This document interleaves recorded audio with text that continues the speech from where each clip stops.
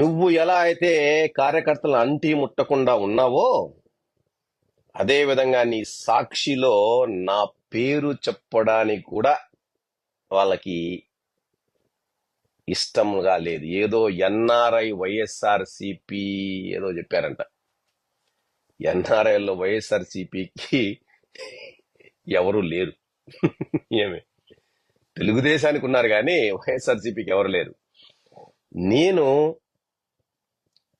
Okay, Telugu Desam వాళ్ళు నన్ను అంటరాని వాడిగా చూసినా గానీ కనీసం అదే నీ చెత్త పేపర్ ఉంది కదా సాక్షి, పొద్దున్నే 9 గంటలకు దద్దోజనం తీసుకొచ్చి 5 వరకు భోజనాలు చేసుకొని దెంకొని పోయే బ్యాచ్.